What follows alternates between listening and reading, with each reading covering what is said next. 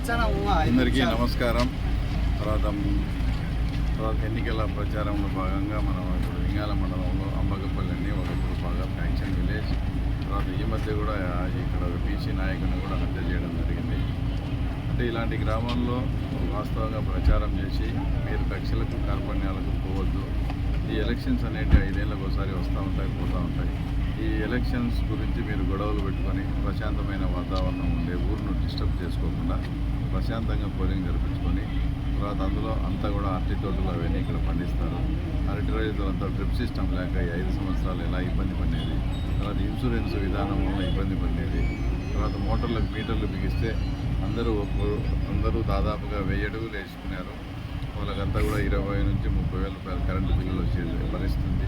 అలాగే మా సూపర్ 6 పథకాలన్నీ కూడా బాగా వివరించడం జరిగింది.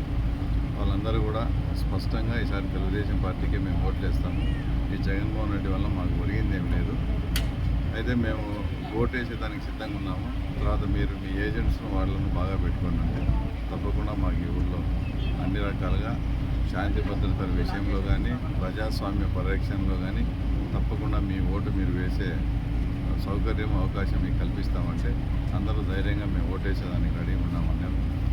అంటే ఈ పల్లెలు ఎస్పెషల్లీ 10-15 ఏళ్ళ నుంచి కూడా వాళ్ళకి బాగా పట్టున్న ప్రాంతాలు.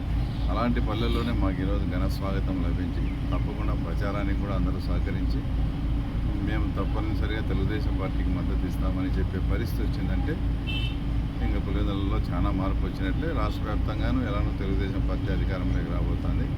ఇలా చిన్న సమస్యలు కూడా కొన్ని చెప్పారు, అవన్నీ కూడా తీర్చి తప్పకుండా పులివెందులలో మేము ఈసారి తప్పకుండా గెలవబోతున్నాం.